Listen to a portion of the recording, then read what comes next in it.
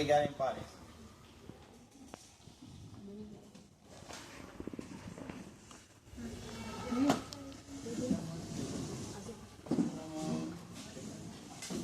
Uno de los dos que está en el grupo.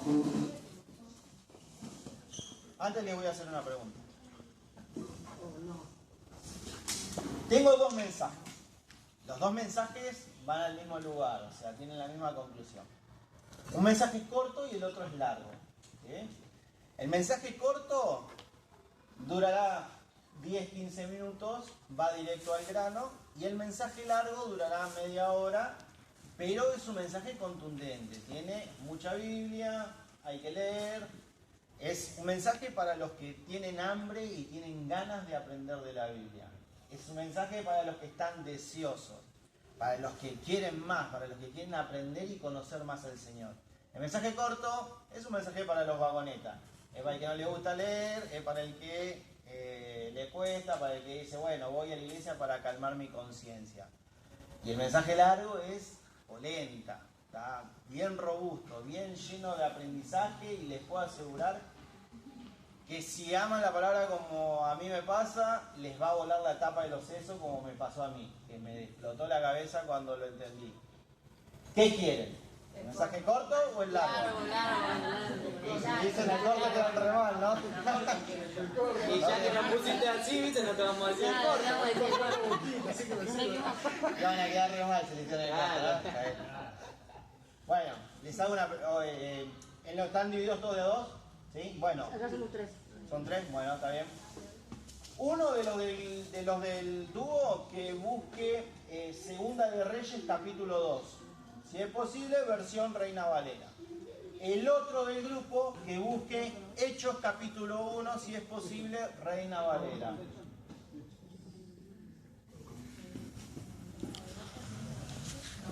¿Cuál era el primero? Segunda de Reyes capítulo 2 y Hechos 1. Mientras buscan les hago una pregunta. ¿Existen los finales? Sí, existen. ¿Y los finales, o reformulo la pregunta, ¿existen los finales o los finales no son más que el combustible para un nuevo inicio? ¿Qué piensan? Es una pregunta media complicada y rebuscada, ¿no? ¿Existen los finales o los finales no son más que el combustible para un nuevo inicio? Vieron que, si vieron el flyer, no sé si todos lo recibieron, el título del mensaje de hoy es ¿en qué creemos? Y con los jóvenes estamos en este año, tenemos la misión y los ojos puestos en responder a 3 consignas esenciales que yo creo que todos deberíamos responder con soltura en nuestra vida, que es ¿quién soy? ¿En qué creo? ¿Y qué tengo que hacer? Y esa es la misión de nosotros como jóvenes en este año. Y a los que vinieron hoy de los jóvenes adultos y los adolescentes, les compartimos esto también, ¿no? Que sepan cuál es nuestra misión. Ahora, volviendo a la pregunta inicial, ¿cómo nos relacionamos con los finales? Si ustedes están ahí en Segunda de Reyes, van a ver que en ese momento en Segunda de Reyes, Elías es arrebatado y el profeta de Dios desaparece, nadie lo vuelve a ver, y el profeta de Dios en ese momento era alguien esencial y clave, no solo para el pueblo, para las personas, era esencial y clave en el plan de Dios. Es un final. Tenemos otro final. Jesús. Jesús viene, predica, da su vida por nosotros, muere en la cruz, resucita, y después de estar 40 días con los discípulos enseñándole cosas y revelándose, asciende al cielo. Es otro final, ¿cierto? El mundo, la tierra, todo lo que conocemos tiene un final. Ahora, en los 3 finales hay un patrón, hay algo en común. Los 3 finales son el motor de un nuevo inicio. Cuando Elías es arrebatado, queda Eliseo y empieza el ministerio de Eliseo. Cuando Jesús asciende, quedan los discípulos y empieza toda la historia de la iglesia. Cuando la tierra desaparezca, va a venir un cielo nuevo y una tierra nueva, en la que los hijos de Dios vamos a vivir en paz por la eternidad, ¿no es cierto? Y esa es tal vez nuestra mayor esperanza hacia el futuro. Entonces los finales son el combustible de un nuevo inicio. Y vamos a ver cómo ese combustible está en nosotros para que nosotros empecemos a andar, empecemos a marchar. ¿Sí? El objetivo de hoy es que podamos tomar conciencia del Espíritu Santo que está en nosotros y en esa conciencia salir empujados, proyectados, impulsados hacia afuera a cumplir la misión que Dios nos encomendó. Porque todos tenemos una misión, un propósito que cumplir. Nadie está acá al azar. Hay un plan eterno, un plan divino en el cual Dios pensó en nosotros, nos escogió, nos eligió y nos puso en este tiempo para que lo cumplamos. Ahora vamos a ver cómo funciona eso, ¿no? Hechos 1. Vamos a Hechos 1 primero. Y les voy a leer los dos pasajes y les voy a pedir que se imaginen la situación. ¿Sí? Es importante que se imaginen la situación. Hechos 1, versículo 4, dice: y estando juntos los discípulos con Jesús, les mandó que no se fueran de Jerusalén. Imagínense esto, están todos los discípulos juntos, está Jesús resucitado y les dice: no se vayan de Jerusalén, imagínenselo, sino que esperasen la promesa del Padre, la cual les dijo: oísteis de mí, porque Juan ciertamente bautizó con agua, mas vosotros seréis bautizados con el Espíritu Santo dentro de no muchos días. Jesús resucitado les dice a los discípulos: no se vayan, quédense en Jerusalén, porque el Espíritu Santo va a venir, los va a bautizar y les va a decir qué va a pasar. Entonces los que se habían reunido les preguntaron diciendo: Señor, ¿restaurarás el reino de Israel en este tiempo? Y les dijo: no os toca a vosotros saber los tiempos o las sazones que el Padre puso en su sola potestad, pero recibiréis poder cuando haya venido sobre vosotros el Espíritu Santo, y me seréis testigos en Jerusalén, en toda Judea, en Samaria y hasta lo último de la tierra. Y quiero que sepan que esto se cumplió. Lo último de la tierra para ellos implicaba todo el Imperio Romano. Colosenses 1, versículos 5 y 6 creo que es, dice que el Evangelio se predicó hasta lo último de la tierra, se predicó en todo el mundo. Esto se cumplió y se sigue cumpliendo, ¿sí? Dice: y habiendo dicho estas cosas, viéndolo ellos, fue alzado y le recibió una nube que lo ocultó de sus ojos. Y estando ellos con los ojos puestos en el cielo, entre tanto que él se iba, he aquí se pusieron junto a ellos dos varones con vestiduras blancas, los cuales también le dijeron: varones galileos, ¿por qué estáis mirando el cielo? Este mismo Jesús que ha sido tomado de vosotros al cielo, así vendrá como le habéis visto ir al cielo. ¿Se imaginaron la escena? ¿Se imaginaron la secuencia? ¿Sí? ¿La tienen en la mente? Está Jesús, los discípulos, Jesús le dice: va a venir el Espíritu Santo. Se termina la charla ahí, Jesús asciende al cielo. Cuando Jesús asciende al cielo, los discípulos estaban mirando para arriba y vienen dos ángeles y le dicen: no miren más para arriba, concéntrense acá abajo, porque así como lo vieron ir, se va a volver. Ahora ustedes tienen una misión que cumplir. ¿Estamos ahí? ¿Estamos ok? Sí. Vamos a Segunda de Reyes. Segunda de Reyes, capítulo 2, versículo 1, y después voy a saltar al versículo 8. Versículo 1 dice: aconteció que cuando quiso el Señor alzar a Elías en un torbellino al cielo, Elías venía con Eliseo de Gilgal. Versículo 8. Dice: tomando entonces Elías su manto, lo dobló y golpeó las aguas, las cuales se apartaron a uno y a otro lado, y pasaron ambos por lo seco. Cuando habían pasado, Elías dijo a Eliseo: pide lo que quieras que haga por ti antes que yo sea quitado de ti. Y dijo Eliseo: te ruego que una doble porción de tu espíritu sea sobre mí. Él le dijo: cosa difícil has pedido. Si me vieres cuando fuere quitado de ti, te será hecho así, mas si no, no. Y aconteció que yendo ellos y hablando, he aquí un carro de fuego con caballos de fuego apartó los dos.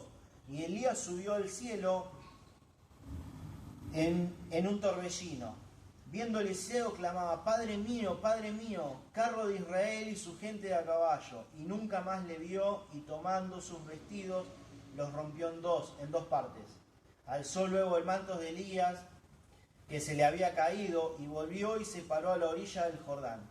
Y tomando el manto de Elías que se le había caído, golpeó las aguas y dijo: ¿dónde está el Señor, el Dios de Elías? Así que hubo golpeado del mismo modo las aguas, y se apartaron a uno y a otro lado, y pasó Eliseo. Y les voy a leer un versículo más. que es el versículo 15, dice, viéndole los hijos de los profetas que estaban en Jericó al otro lado, dijeron, el espíritu de Elías reposó sobre Eliseo. ¿Se imaginan la escena? Están Elías, están Eliseo, cruzan el Jordán, viene un torbellino, como un tornado, algo así, se lo lleva Eliseo al cielo, desaparece de la vista de Eliseo, Eliseo queda acá abajo y el manto de Elías cae, Eliseo toma el manto de Elías, vuelve a cruzar el Jordán y los otros profetas, que eran de la escuela de profetas, le dicen a Eliseo, el espíritu de Elías está sobre vos. ¿Ven la comparación entre las escenas?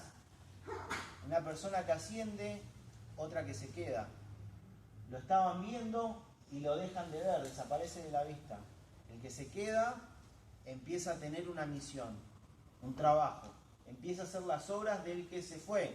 Así como Eliseo hizo lo mismo que había hecho Elías. Agarró el manto, golpeó el río y el río se abrió y lo cruzó en seco. Lo mismo que había hecho Elías unos versículos antes. Jesús asciende, el Espíritu Santo viene a los discípulos se convierten en apóstoles y empiezan a predicar el Evangelio por todos lados. Empiezan a hacer la misma obra que su maestro. ¿Estamos claros hasta ahí? ¿Entienden la comparación? Vamos a ir punto por punto. En Hechos 1, versículos 5 al 8, dice, 5 y 8. Dice, porque Juan ciertamente bautizó con agua, mas vosotros seréis bautizados con el Espíritu Santo dentro de unos días. Y el versículo 8 dice, pero recibiréis poder cuando haya venido sobre vosotros el Espíritu Santo y me seréis testigos. ¿Qué hay acá? Una promesa del Espíritu Santo que venía. ¿Sí? Vamos a 2 de Reyes 2, versículo 10. La segunda mitad del versículo 10 dice, si me vieres cuando fuere quitado de ti, te será hecho así. Mas si no, no. Que le había pedido Eliseo que le dé una doble porción del Espíritu. Si alguien tiene mate, conmigo un mate, chicos. La boca reseca. ¿Qué hay entonces en común entre las dos historias? Una promesa del Espíritu Santo que iba a venir, ¿no? Hechos 1, versículo 9, primera parte, dice... ¿Quién me lee lo primero del versículo 9? Hechos 1, 9. Y habiendo dicho estas cosas, viéndolo a ellos, fue alzado y le recibió una nube que lo ocultó de sus ojos. La primera parte dice, y habiendo dicho estas cosas, viéndolo ellos. Recuerden eso, viéndolo ellos. Vamos a 2 de Reyes, versículos 10 y 12. ¿Qué decía Eliseo? Si me vieres, cuando fuere quitado de ti, te será hecho así. Versículo 12 dice, viéndolo Eliseo.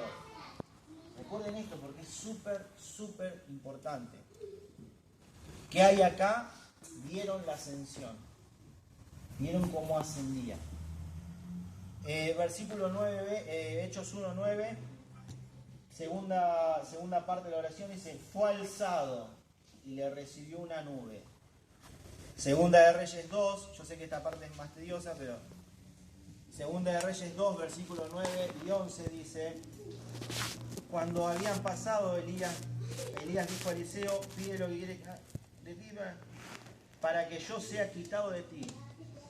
Fue alzado, yo voy a ser quitado de ti. Versículo 11 dice, y aconteció que yendo ellos y hablando, aquí un carro de fuego los apartó los dos, y Elías subió al cielo. Jesús asciende, Elías asciende. ¿Sí? ¿Qué estamos diciendo? Elías es un tipo de Jesús. ¿Sí? ¿Se entiende la comparación? Hechos 1:9 y la última parte del versículo 9 es una nube que lo ocultó de sus ojos. Jesús asciende y una nube lo oculta de los ojos de los discípulos. Segunda de Reyes 2, versículo 12, dice, no le vio más. Elías ascendió y no le vio más.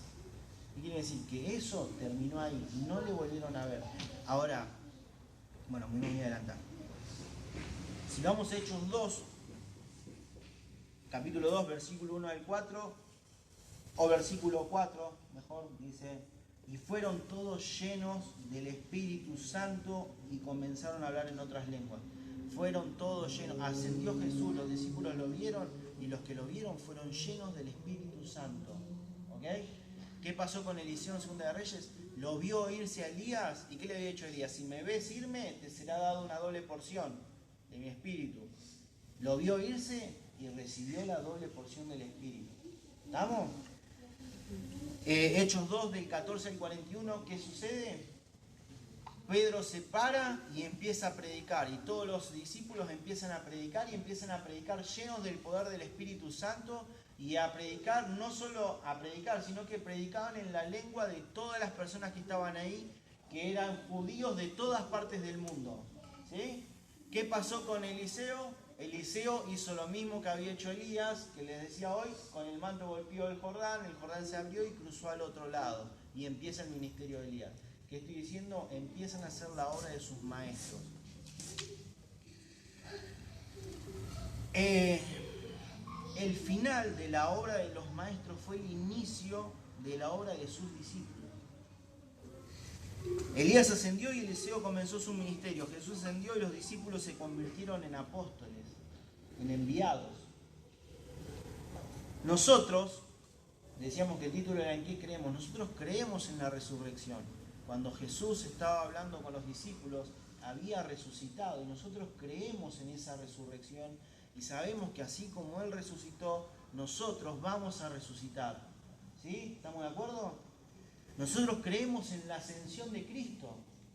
Nosotros creemos que Jesús murió, dio su vida por nosotros, resucitó, que nos da una nueva vida, pero también creemos que Cristo ha ascendido y está a la diestra del Padre, como dice en Filipenses 2, fue exaltado hasta lo sumo y gobierna desde ahí todas las cosas y espera que todo sea puesto debajo de sus pies. ¿Estamos de acuerdo con eso? Creemos en eso. Creemos que va a volver. Los ángeles le dicen, así como lo vieron irse, lo van a ver regresar. Creemos que Jesús se fue y que va a volver. Y eso es parte de nuestra fe. No es una cosa menor. Nuestra fe se dirige hacia la segunda venida de Cristo. Creemos en la segunda venida de Cristo. Y si no tenemos esa esperanza, cuestionémonos si somos realmente cristianos. Porque ahí es hacia donde vamos. Nosotros creemos que cuando se fue Jesús, el Espíritu Santo es enviado y cumple la promesa que Jesús había hecho en Juan. Yo me voy a ir, pero les enviaré el Consolador. Y ese Espíritu Santo es dado a todos los que creen en Jesús. O sea que si todos nosotros creemos en Jesús, el Espíritu Santo está dentro nuestro. No es cualquier cosa. Creemos que la palabra de Dios es verdad. Creemos que lo que está escrito es la verdad. Y si lo dice, y si dice que Jesús ascendió y que envió su Espíritu Santo, lo creemos. Y si dice que volverá, lo creemos porque está en la palabra. Creemos en la palabra, en toda la palabra. Y confiamos y depositamos nuestra confianza y nuestra vida en eso. No es solamente lo sé, es lo vivo, lo siento, lo percibo, lo espero, lo deseo, lo anhelo. Yo deseo que venga el Señor en su segunda venida. Lo deseo. ¿Por qué lo deseo? Porque soy parte de la iglesia. Como dice en Apocalipsis, al final del libro dice, y la iglesia dice, ven. Está esperando la venida del Señor y nosotros esperamos la venida del Señor. Y creemos que tenemos una misión. Porque el Espíritu Santo fue enviado y los discípulos sucedieron dos cosas. La primera es que empiezan a hacer iglesia. Usé el micrófono. Cuando el Espíritu Santo viene a los discípulos y los llena de poder, ellos empiezan a predicar y empiezan a extender el Evangelio por toda Jerusalén, por toda Judea, por toda Samaria y hasta lo último de la tierra. Y lo otro que sucede es que empieza a cumplirse la plenitud de la iglesia. Entonces los discípulos forman una comunidad con todos los creyentes, se forma la iglesia y se extiende el Evangelio por todo el mundo. Eso es lo que sucede cuando el Espíritu Santo viene. Entonces el Espíritu Santo es el motor, ese es el motor que usa el combustible del final para impulsarnos a nosotros hacia la misión y a hacer iglesia. No es una cuestión estática, nuestra fe es viva. Nosotros tenemos una fe viva, una fe que está en acción, que está en movimiento y tenemos que ponerla en movimiento. No podemos dejarlo morir porque la fe sin obras es muerta. Entonces cuando el Espíritu Santo está en nosotros y nos llena, nosotros somos iglesia, cumplimos la misión, predicamos el Evangelio, lo extendemos por todos lados y glorificamos a Dios de esa manera. ¿Sí? Entonces, ¿creemos que el Espíritu Santo está en nosotros? Tenemos que activar eso. Tenemos que empezar a ponerlo en funcionamiento. El Espíritu Santo dentro nuestro hace que nuestra fe y nuestras convicciones, todo lo que creemos, la información que tenemos, sea vida y se aplique en la vida cotidiana, en la vida diaria. Entonces toda nuestra vida queda afectada por el Espíritu Santo de Dios y estamos totalmente comprometidos con Dios y con la palabra. Porque el Espíritu Santo, y con la iglesia, porque el Espíritu Santo está en nosotros. Busquemos del Espíritu Santo, busquemos de Dios y busquemos que eso empiece a ser una realidad en nuestra vida. El Espíritu Santo es la clave de nuestra vida cristiana. Sin el Espíritu Santo no hay cristianismo, no hay iglesia. El Espíritu Santo es la clave. Entonces, ¿por qué hago la comparación entre Elías y Jesús? Porque yo podría, como decirle al principio, hacer el mensaje corto, ir al grano directamente y decirle, bueno, el Espíritu Santo está, vamos, prediquemos el Evangelio. ¿Por qué les hago la comparación? En primer lugar, porque quiero que vean, que entiendan que hay un plan, que hay un propósito eterno, un plan eterno de parte de Dios que lo viene revelando desde hace miles de años para que nosotros entendamos que estamos viviendo el cumplimiento de ese plan y que tenemos una misión, que no somos al azar, no estamos al azar. Hay un plan que Dios pensó en el cual nosotros hoy tenemos una función y tenemos algo que hacer. ¿Qué es ese algo que tenemos que hacer? Lo que les decía hoy, lo que el Espíritu Santo impulsa. Ser iglesia y extender el reino de Dios. ¿Sí? ¿Estamos de acuerdo? Sí. ¿Estamos de acuerdo? Sí. Entonces es un plan eterno, es un plan hecho desde antes de la fundación del mundo. No es una improvisación. Y Dios ya lo venía avisando con Elías. Para que ustedes tengan una idea, desde Elías hasta la época de la iglesia pasaron aproximadamente 1000 años. En 1000 años antes, Dios ya estaba avisando que Jesús iba a ascender. Dios ya estaba avisando que iba a enviar al Espíritu Santo. Dios ya estaba avisando que se iba a formar un pueblo, una iglesia, y que esa iglesia iba a cumplir una misión y que esa misión era hacer las obras del Maestro, Jesús. Dios ya lo venía avisando 1000 años antes. Y es más, nunca. ¿Se entiende? Entonces, este plan y este propósito es personal. Es para mi vida. Dios pensó en mí, Dios pensó en vos, Dios pensó en ustedes, Dios pensó en Cata, en Ese, en Fede, en Juli, en Juaco, en Sol, en Vivi, en Samu. Dios pensó en cada uno de los que estamos acá. Dios pensó en nosotros y nos puso en este tiempo para hacer iglesia y para extender el reino. Ahora eso requiere de nosotros algo, el compromiso de no estar paveando, de tomárnoslo en serio, de entender que nuestra fe es real, es viva y hay que vivirla, de entender que Dios pensó en un plan y que tenemos que vivir en ese plan, en ese propósito pensado desde antes de la fundación del mundo, y rendir toda nuestra vida y todo nuestro ser ahí, ponerlo en el Señor.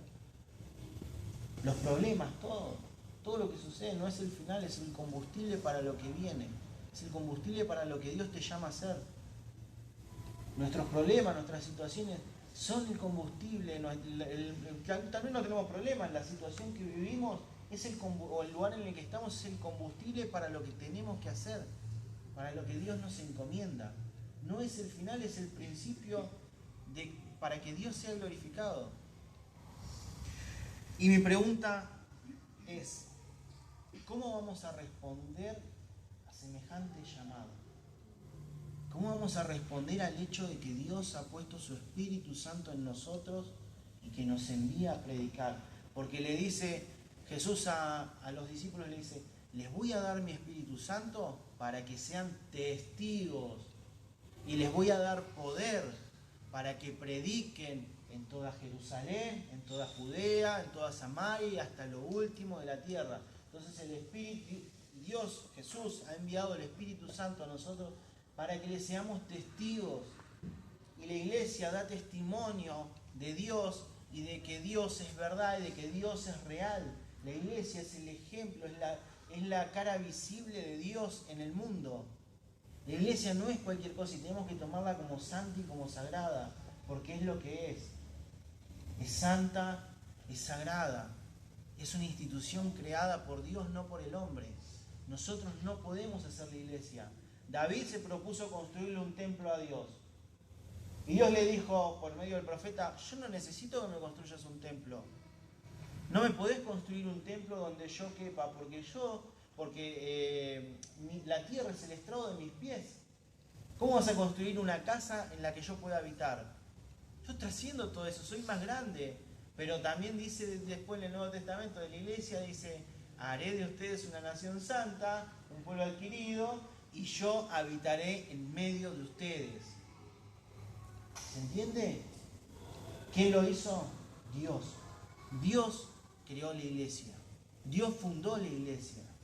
Dios pensó y diseñó la iglesia y nos puso a cada uno de nosotros dentro de la iglesia para que conozcamos de Él, para que vivamos en comunidad, para que seamos ejemplo a los de afuera de la increíble riqueza de su misericordia.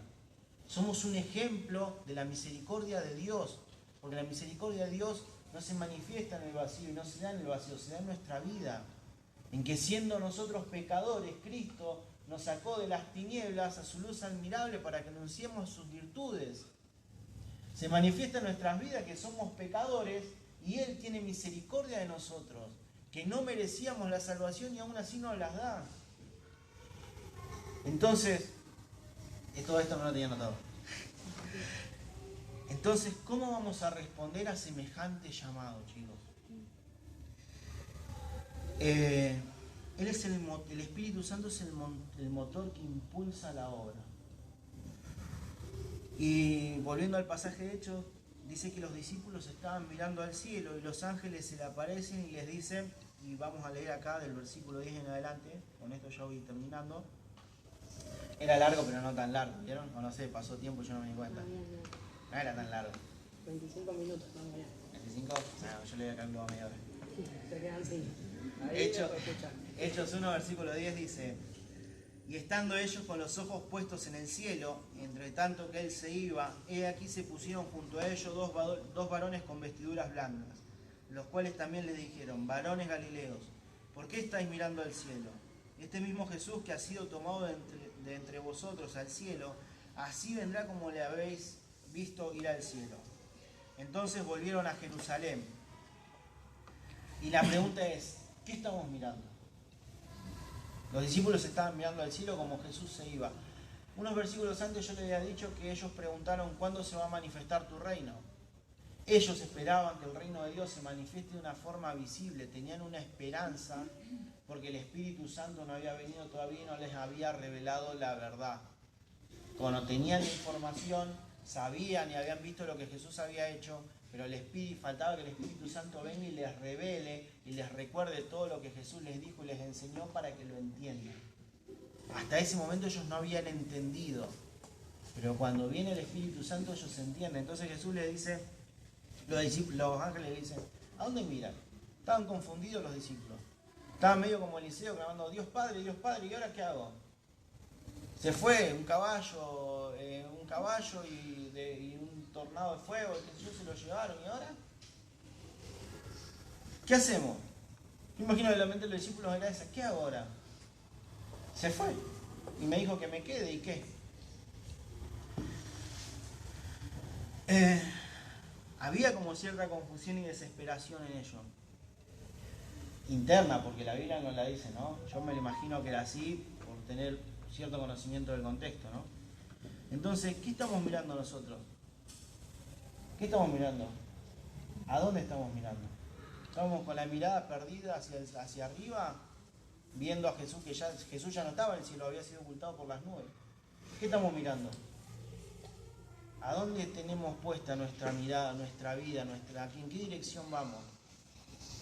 ¿En qué estamos prestando atención? ¿Estamos como la mujer encorvada que solamente miraba a la tierra, miraba hacia abajo y no podía levantar su cielo hacia arriba y ver al Señor? O tenemos los ojos puestos en lo eterno, tenemos los ojos puestos donde está Jesús y el reino de Dios. Como dice el versículo ese que se me ocurrió ahora, pongan la mirada en el cielo donde está Dios y el trono. No dice exactamente así, ¿no? Que miremos las cosas celestiales, que miremos al Señor, o como dice en hebreo, pongan sus ojos en Cristo, el autor y el consumador de la fe. ¿Qué estamos mirando? ¿Qué miraban los discípulos? Entonces los ángeles, ¿qué hacen? Le dicen, no miren más para arriba, miren para abajo. ¿Por qué le dicen que miren para abajo? Porque hasta que el Señor vuelva, así como lo vieron ir, se va a volver. Y hasta que Él vuelva, ustedes tienen que ser iglesia y ser testigos de Jesús. Y contarles a todos lo que Jesús hizo. Y ese es el llamado para nosotros. No tenemos que mirar a cualquier lado. Tenemos que bajar nuestra mirada al presente y empezar a darnos cuenta que el Espíritu Santo fue puesto en nosotros para esperarlo a Él, para ser iglesia y para extender el reino de Dios predicando la palabra. ¿Sí? Pongamos la mirada en el Señor y prediquemos la palabra y seamos testigos, porque el propósito de que el Espíritu Santo esté es ese, ser testigos. Y Dios nos llama a ser testigos. Entonces, ¿qué vamos a hacer? ¿Cómo vamos a responder? Y los invito ahora, vamos a orar. Vamos a orar. Cierren sus ojos y vamos a orar.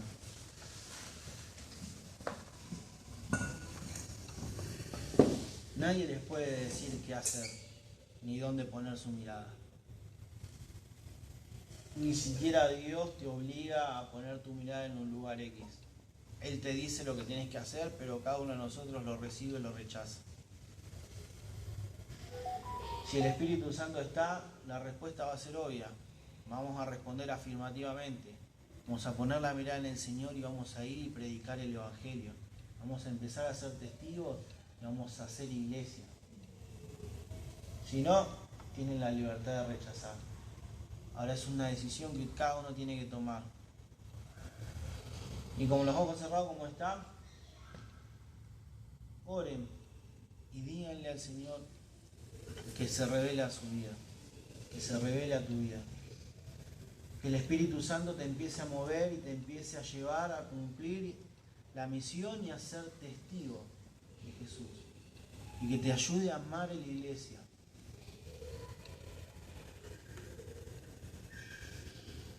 Cada uno ore de manera personal.